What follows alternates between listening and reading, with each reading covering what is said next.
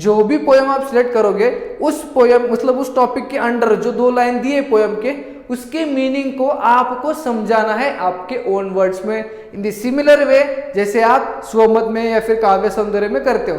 But उतना बड़ा नहीं लिखना है, 2 से 3 लाइन में आपको वो जो 2 लाइन दिए उसको एक्सप्लेन करना है।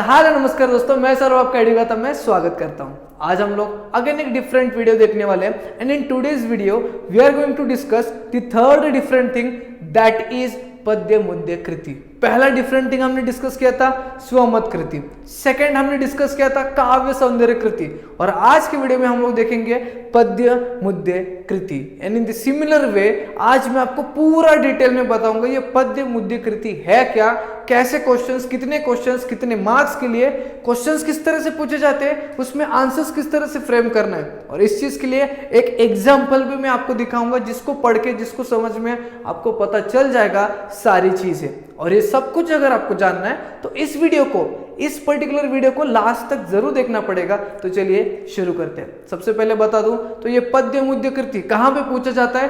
प्रश्न क्रमांक 2A में, आपके पठित पद्य में प्रश्न क्रमांक 2A का एक सब क्वेश्चन है विच इज पद्य मुद्य कृति। प्रश्न क्रमांक 2A में आपको काव्य सौंदर्य पूछा गया था, जैसे कि पिछली वीडियो में मैंने बताया था। प्रश्न क्रमांक 2A में काव्य सौंदर्य पूछा है, प्रश्न क्रमांक 2A में पद्य मुद्य कृति पूछा है। But what do we mean by पद्य मुद्य कृति? डिटेल में बताइए सर। चलो जानते हैं। सबसे पहले आपको जो पोयम प्रश्न क्रमांक 2A में पूछा जाएगा उसे छोड़कर कोई 2 पोयम्स के नाम दिए जाएंगे। यानी कि प्रश्न क्रमांक 2A जिसमें आपने काव्य सौंदर्य कृति लिखा है ना, उस क्वेश्चन में जो पोयम आपको पूछा गया है, मतलब जो पोयम आपको दिया गया था, उस पोयम को छोड़ के आपके सिलेबस में जितने भी पोयम्स है उनमें से कोई 2 पोयम्स के नेम्स प्रोवाइड किए जाएंगे। अब मुझे पूरे पोयम्स के नाम तो नहीं पता बट कंसिडर कर लो XYZ एक नाम है एंड ABC एक नाम है। ऐसे 2 पोयम्स के नाम आपको दिए जाएंगे। आगे उन पोयम्स में से किसी एक पोयम को सिलेक्ट करके उस पर बेस्ड 6 क्वेश्चंस पूछेंगे। अब उन 2 पोयम्स में से किसी एक पोयम को आपको सिलेक्ट करना है एंड ऑल दो इन टोटल आपको 6 क्वेश्चंस पूछेंगे। अब वो 6 क्वेश्चंस एक तो आप XYZ पोयम्स के बेसिस पे दे दो आंसर, या फिर एक ABC वाला जो पोयम है उसके बेसिस पे 6 क्वेश्चंस के आंसर आपको देने हैं। इतना समझ में आया? अब जो क्वेश्चंस आपको पूछे जाएंगे वो क्या रहेंगे, किस तरह के क्वेश्चंस रहेंगे ये भी मुझे पता है, जान लो। सबसे पहले प्रस्तुत कवितेचे कवि कोण आहे? जो पोयम का नाम दिया है, फॉर एग्जांपल XYZ पोयम है उसके कवि कौन है, या फिर ABC पोयम है उसके कवि कौन है, पोएट कौन है। सेकंड क्वेश्चन है कवितेचा विषय, सब्जेक्ट क्या है, किस बारे में पोयम है, इस पे क्वेश्चन पूछा जाएगा सेकंड वाला। थर्ड, कवितेतील दिलेल्या 2 ओळीचा अर्थ। अब दोनों पोयम में से 2 लाइंस आपको दिया जाएगा। जो भी पोयम आप सिलेक्ट करोगे उस पोयम मतलब उस टॉपिक के अंडर जो 2 लाइन दिए पोयम के उसके मीनिंग को आपको समझाना है आपके ओन वर्ड्स में इन द सिमिलर वे जैसे आप स्वमत में या फिर काव्य सौंदर्य में करते हो। बट उतना बड़ा नहीं लिखना है, 2 से 3 लाइन में आपको वो जो 2 लाइन दिए उसको एक्सप्लेन करना है। आगे कवितेतून मिळणारा संदेश, हमें उससे क्या लेसन, क्या सीख मिलती है उस पोयम से, ये आपको पूछा जाएगा कि क्या लेसन मतलब क्या सीख मिलती है आपको इस पोयम से, क्या पॉजिटिव आपने इससे सीखा, ये आपको लिखना है। उसके बाद कविता आवडण्याचे व न आवडण्याचे कारण, मतलब कविता जो पोयम है वो आपको अगर पसंद आई है तो क्यों आई है, अगर नहीं आई है तो क्यों नहीं आई है, इसका विथ रीजन आपको जो है वो आंसर देना है।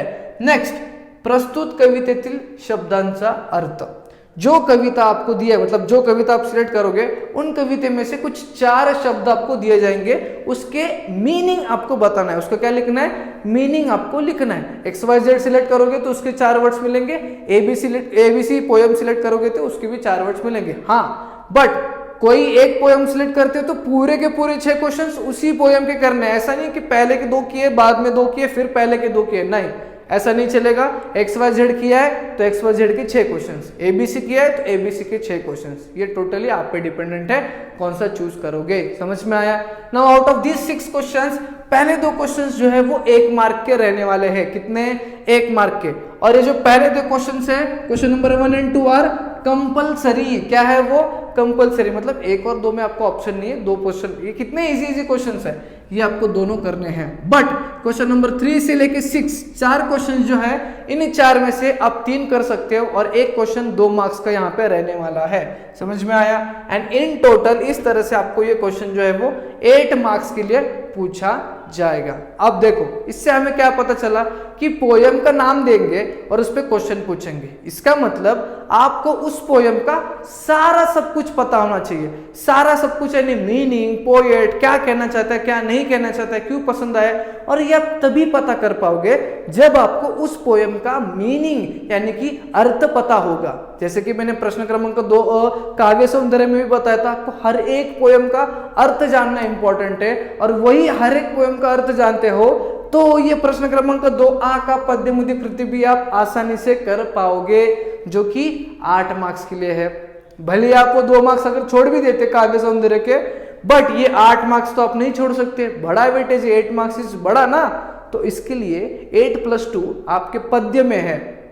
8+2 पद्य में है, यानी कि सारे पोयम्स को ढंग से पढ़ो, समझो और उनका अर्थ माइंड में रखो, ताकि उस पर कोई क्वेश्चन पूछा जाएगा तो आप इजीली अपने ओन वर्ड्स में बता सकोगे। Now we will see an example, जिससे सारा सब कुछ आपको क्लियर हो जाएगा। ओके, जो मेरे लेफ्ट हैंड साइड पे आप देख रहे हो, उसमें कविता का नाम है हिरवगार झाडासारखं। क्या है कविता का नाम? हिरवगार झाडासारखं, जिसमें पेड़ों के बारे में डिस्कस किया है पोएट ने। ये तो रफ रफ आपको पता चल रहा है। पहला क्वेश्चन, कवितेचे कवी कौन है? Poet George Lopes. 1 मार्क मिल गया। कवितेचा विषय क्या सब्जेक्ट है?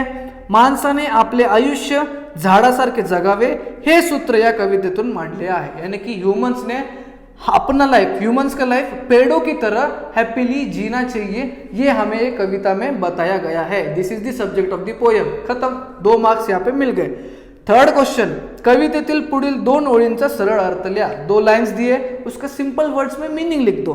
पक्षी झाडांचे कोणीच नसतात, तरीही झाड त्यांचं असतं।